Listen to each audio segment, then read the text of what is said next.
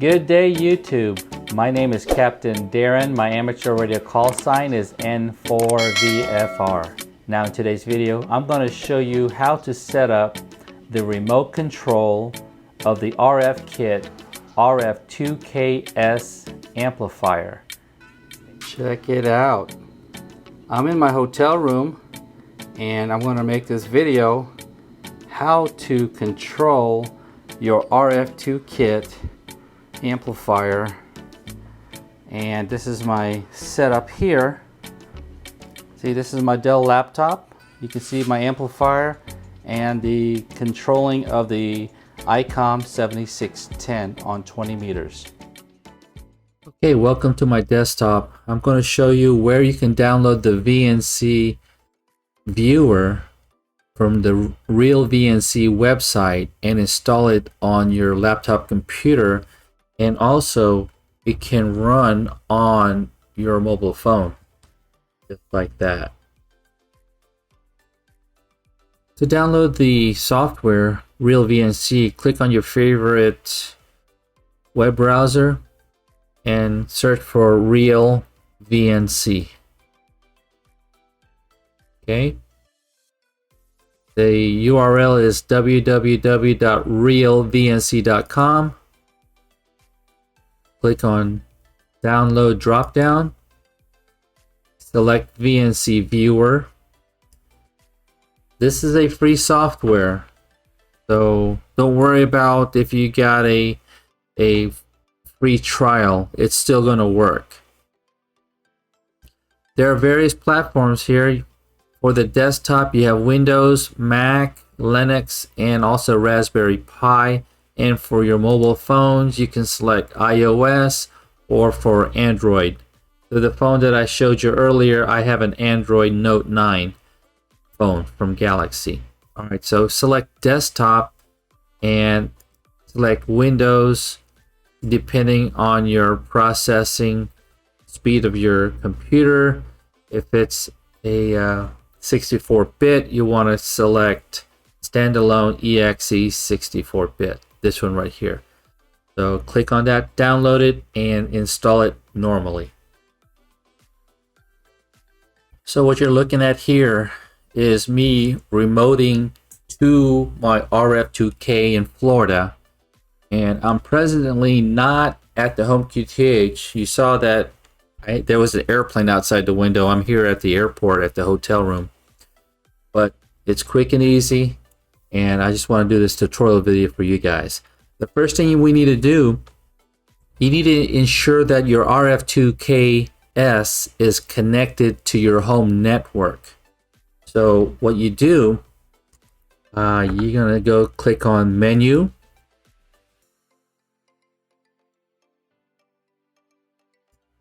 Let's see. There we go. A little slow on the internet. All right. So you're going to go where it says Network. Where's my cursor? My mouse. There it is. Click on Network. And you can either connect it via local area network, LAN, or you can connect it for your Wi-Fi. In my case, I did both. I have a Cat5 cable connected from the back of the RF2K-S, and that's connected to a switch in my ham shack. So if you had interference on Wi-Fi, or if Wi-Fi was down, I still have a connectivity via LAN connection. So I'm not going to show you how to set it up. I have already mine set up, but you need to remember the IP address. This is within your network, not looking out from the outside. Like for my case, I'm at the hotel room. I'm not using that specific IP unless I'm within my home network. So I'm going to show you how to remote in from outside your home network. So make sure you have your IP configured. Write those two numbers down or one number down, whether if you're using only LAN or whether Wi-Fi, okay? Make sure you save and apply and then close. Now the next thing we need to do, we need to go to the VNC config. So same place. menu,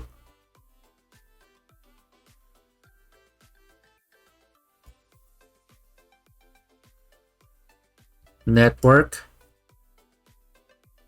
VNC config. The default port is 5900. So go ahead and set up a password. You click on the box change password and set up your password there. And you need to have at least 6 characters.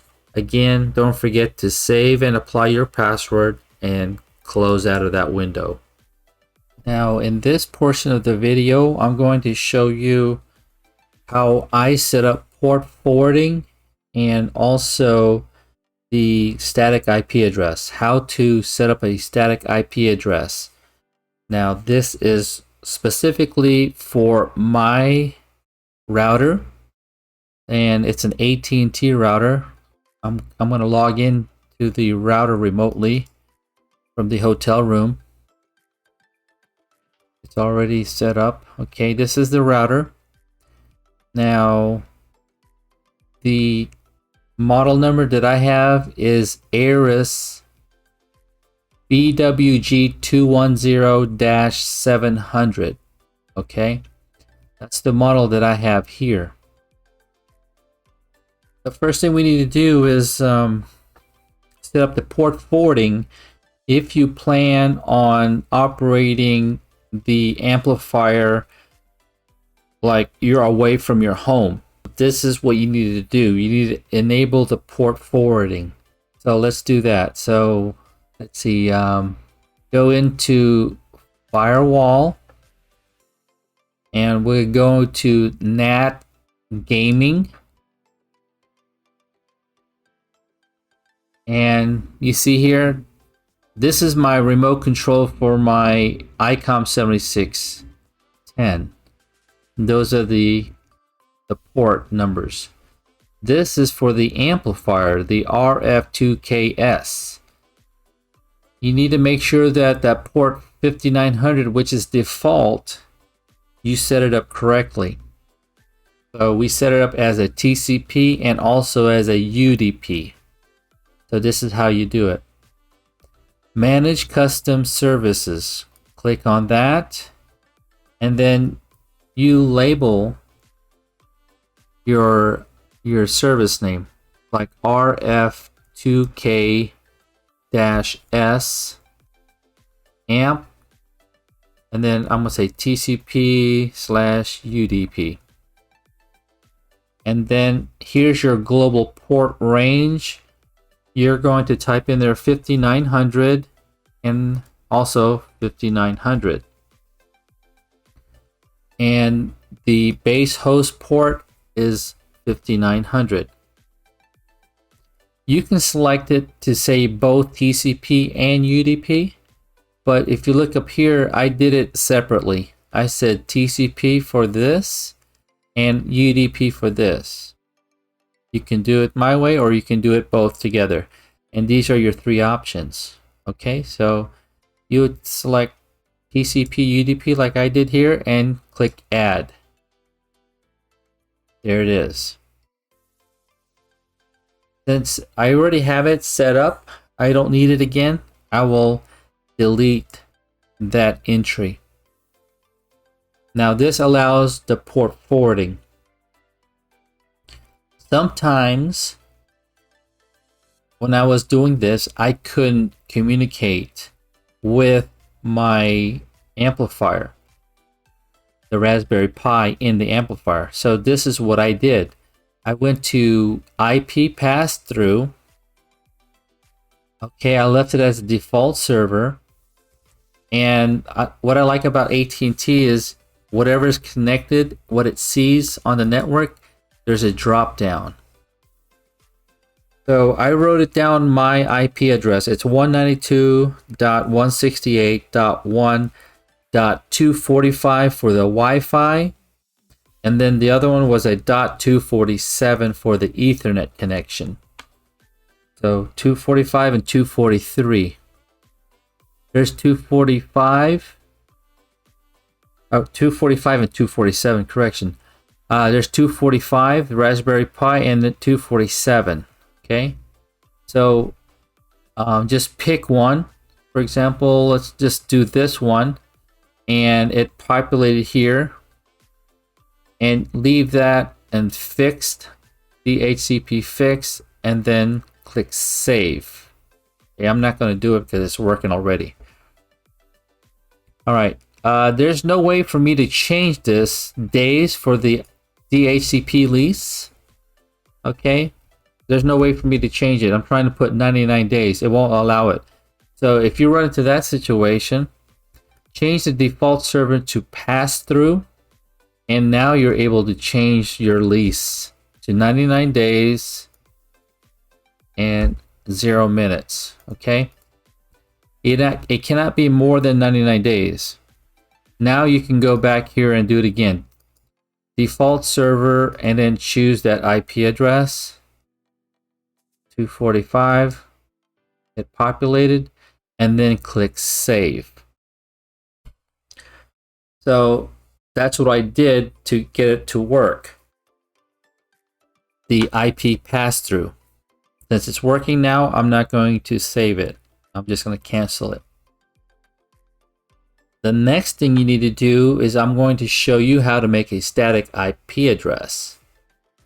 So this is what we do. First, you go to Firewall, which we're already at. Click on Public Subnet Host, and you must configure a public subnet.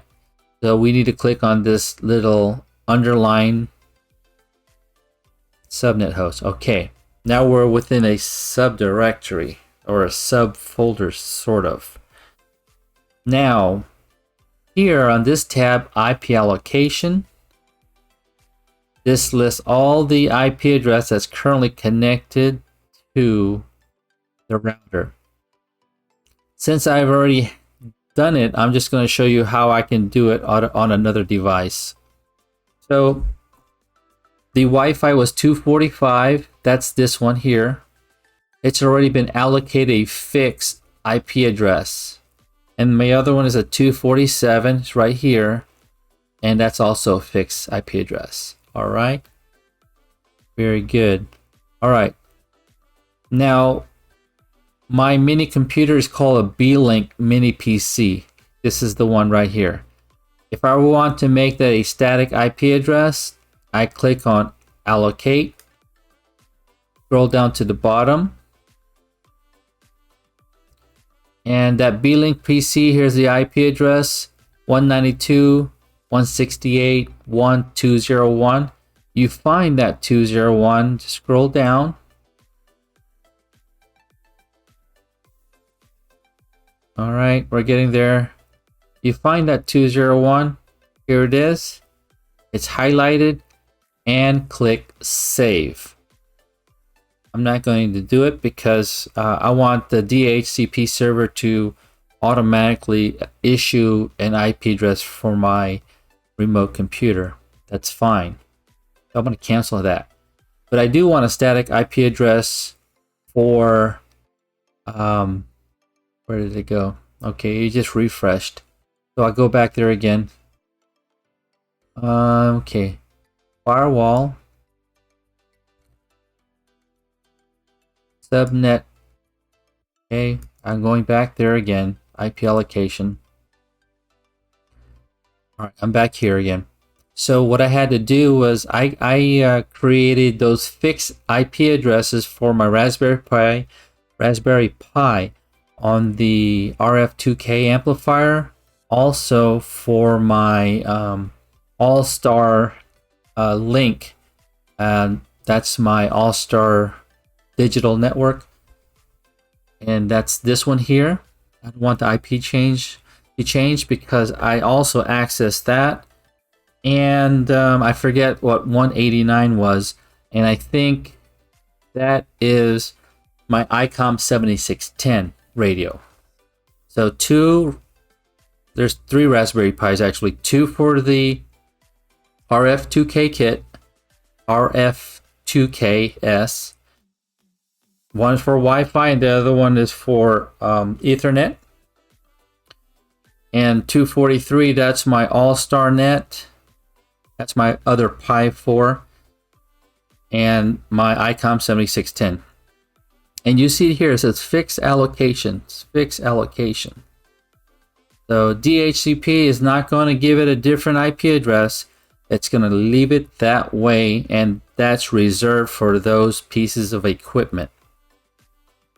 I hope to clarify things, but this is what I had to do for me to operate remote amplifier, remote ICOM 7610, and remote using my my All-Star. That's it for the router setup. The next thing we need to do is open the application RealVNC. Once you have your application open, you want to create a new connection. So go to File, New Connection, and remember that IP address that you saw on your RF2K-S that hopefully you written down. Plug in those numbers there. That's where you put your IP address, and then you create a name, and then all this box here, you leave that default. Options, do nothing there. Just leave everything as default. Under the Expert tab, again, do nothing there. So if you want to take a look at my local area connection, we can look at my profile here. Let's do a right mouse click, go to Properties, and this is the IP address of the local area network that's within your home network. Okay, remember that 192? All right. Now, I am here currently at the hotel room, so how I connect to my RF2K-S is I need, oh, look at that. Someone's in the front door. Okay. I need to know the IP address from outside. So that's, for example, I'm going to show you here because I'm at the hotel room. So I'm going to show you the IP of the IPv4. What we need to do, we need to go to search for command CMD Charlie Mike Delta Charlie Mike Delta. Okay, what is this? That's not what I want, but anyways, I need to go to a command prompt. Let me close this out. Here.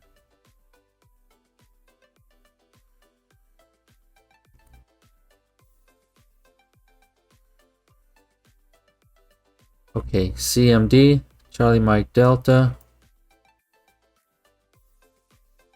We want to go to the app. It's kind of finicky, I don't know what's going on, but we'll get there. You see right there, command prompt? Alright, so here's a command prompt. I'll bring it out to middle. To find your IP address from outside to into your router, you type in IP config /ALL. What you're looking for is the IPv4. So here's the IPv4 address, okay? This one right there. Now this is not the IP address at my home. I'm currently, like I said, I'm at the hotel room. I'm not going to give you the home IP address. And all the hackers try to hack into my network. But that's what you would use when you're outside your home network. So you plug in my case, it's 10.10.32.108. That number again goes into this area. You type that in here, and then you make a label. All right, it's easy. That's what you need to do. So I got two. When I'm in my home network, I'll click on the LAN, local area network, and then when I'm outside the network, I use my remote. So what I do is I'll just double click on it. Boom, there it is. Bam, full screen in effect. Check it out. I can change it to cross needles. There's my cross needles. I can select what antennas that I'm using. Go to antennas. Say for example, on 80 meters, you're on the vertical antenna, and if you want to change it to a dipole, you can connect your dipole to antenna 2. You just click antenna 2 and unselect antenna 1, and then click on save, close. Bam!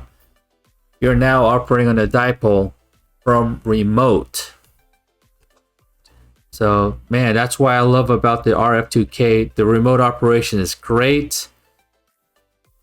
And I have the option of turning on and off the amplifier. Actually kind of puts it in standby or sleep. But I'm not going to save this. I'm just going to close it out. Click on this area to go. I like this view better. I can see the forward reflected and the SWRs. All right, so that's it. Here's my sleep timer. I have it set for 60 minutes. My display is off. All right, let's close this out.